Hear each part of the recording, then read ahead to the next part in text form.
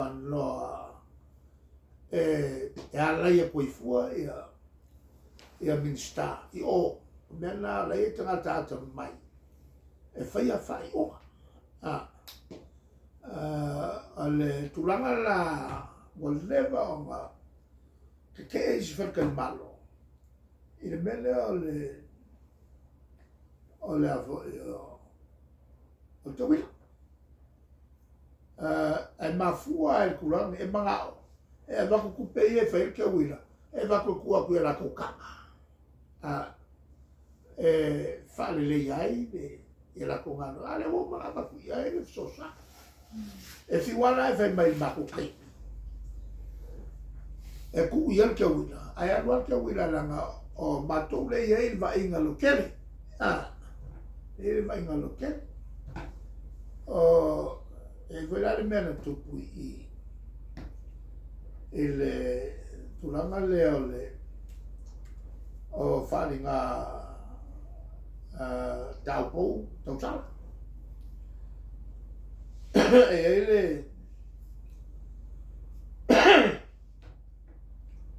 E le tauwanga na matua ai.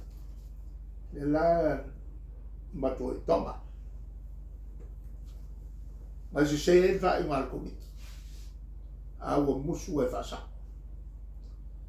A vea se Sailele ke kami ngā lai whai whai tua, whai business I tua Tuilaepa.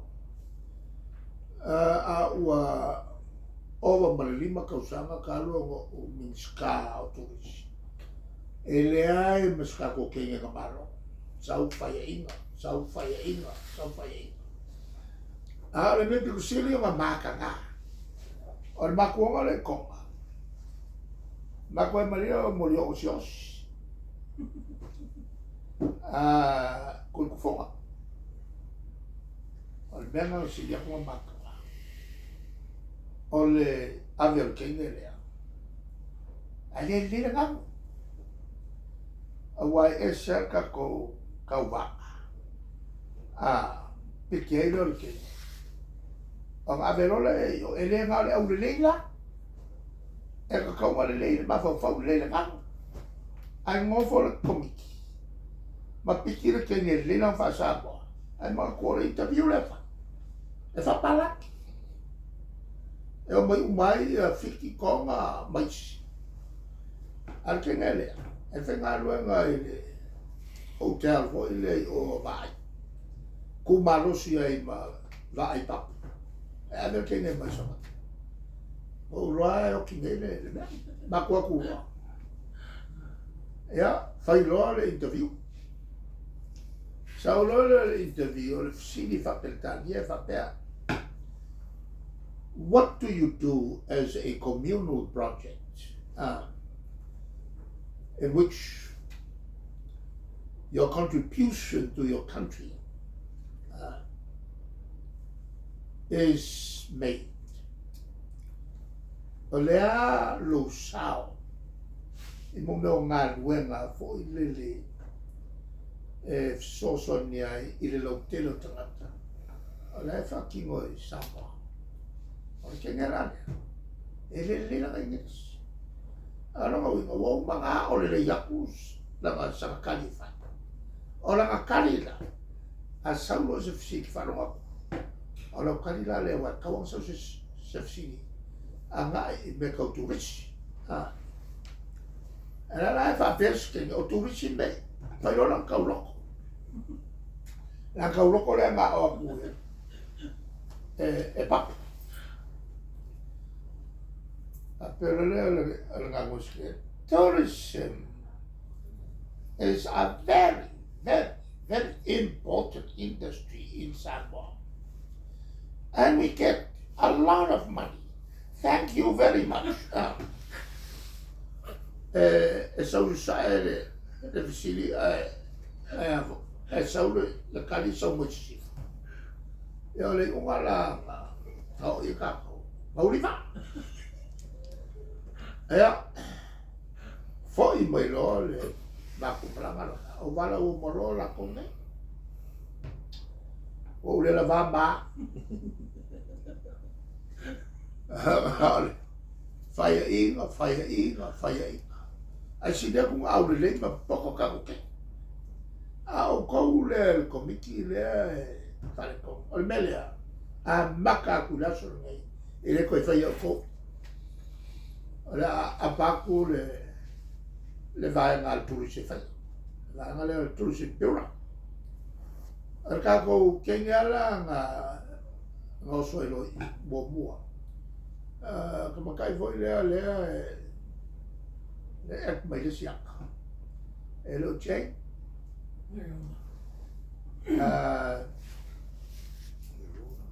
mo fo ma le pese foi le la vaca io ole au le io che cambiano poco che qua saulo male alua qua sweepi ka ko ele ko vanga le no fai ni ko pingi ko vanga fa ma kenge mai si ko sweepi ka lima ia fali nga so malo ka ko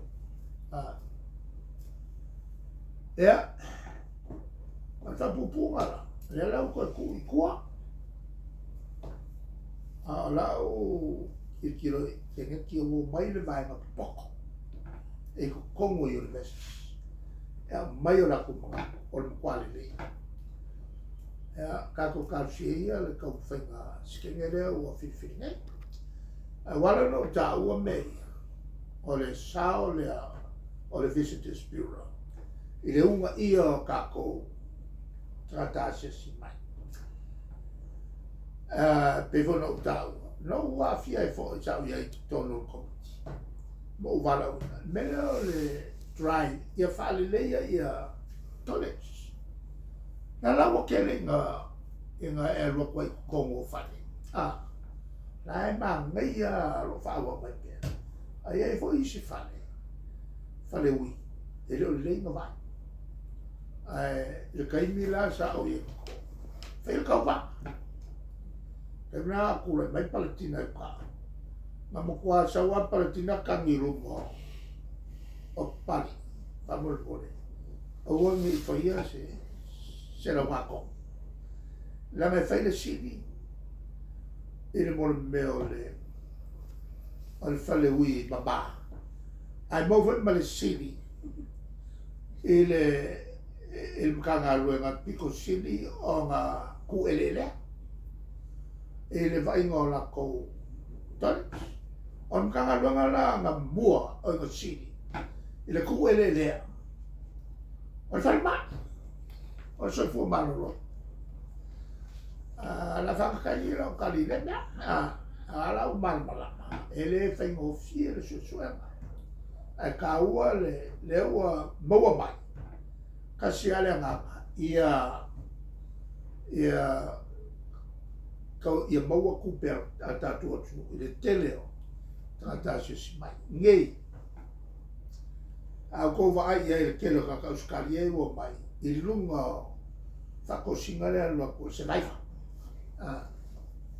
o se vai pa o le ko fa solo america aiela si tener na sa ia public relation no mai felo i ma pali o le o le PR man fengo fie on fatino me malau ia e no fili sa po o ki fik a foi la ko peki o ki ko a fili lo sa po e kolu le ia ka ma fai al survivor America. Mana malang maya o te alua tu e tala. Ai li fai mo fie la o whalakai nga whangaia kai. I le whala ve lave. O le kamarane o e foi o peno. Mau la kufo. Fai le ai. Fai le kofi ngau. Ai fai perek. O le mawai ia kupe a kakaia e whai ngalo nai. A po i malo, Nanga fai uko. Awa foi ka fia le wala o ai ka kai kai. Wala malo. E ka filo o mi kulo le. E la sa oi na kana. E a o mangela me. Ko ya mai sa ro ke ngele o masa. E pi ala ko so upu le. O mai lo Australia. O le la po fa ruele per fa ko no mai Australia. Inge le la ya inge le ko ka fa Malaysia la ko. Le la na la ko ke le ka Australia mai. O le fia il va ma wa el va mai. E me ko kala ko manga ya kai o ngai. Me e fa la ko fa al ke le yo se le. O lo mo wai if you anga e fa mai la ko i ko a fa. Ja, wale van kom fai hotels. E ki kinga le te wila. Ngai mga awang ko e ve en kupe. Fa o so ke ava ku malako. A fa kalimano. E lo se nganga le. Ko ngo e fai le la ku fa kalimano. Ya ma fa ma mau le mau sal. Ne ko e so so ya ku malo. E le salinga o a fole. O nei o whalawilo. Pāua le me se. E o ringwa le lami le mio se. O ka whinga o ka kuwa. O le whalele. Ma la ului le ngā e le whainga malole. Ko su me se whalele. La kua lalo. Al ka ngaka kau ngā pau i ele venga lea. O le miska fau. O le tupe, ki le ero malama. E kuka kupe. Male tanga luenga le tupe. Male lo i sini. Whapea fo i ma se tangata mai i le tanga luenga o ngā luenga. O la kouia ngafa ma ngā yoinga. Me kau valere. Ai me se fusesi o le pravalele. Na ko ngā e malama i mei. Ai auanga i koe aluai ia olo. Le ai o mai ngei e le lopo whenmea ngā aluai. Le ai le se valele a kule mang folfol mai. O le valele mo mia. O le valele o Sambo Airways. Lele ua lua sefulu valele a fiki. Valele kikele. A lele nga e wha valele kau mai ure po kala kua koe. Koru valele musika. Mai valele fiki. I le kele o kakaila mai. Na la ua wha. Ua kele kupe. Ai a fiki. Ma konga oi ma valele musika ma Australia maua. A le luma maka ngā lea o kupu i kako kolaka. O le aku ma kuku kau su e se avangoa. E se maka ngā ni lea o kupu i asana. O le makua luma whakupu i whane. Le ala o ke lu inga ia le malole a luange le mingska kupele e malama i neia. O male vaenga e uoma o ka ua i iai maloloisi. Pei foi o maku whaia maku i kaimi. Sa kako mo mia i whakarama. Leo ke vai a.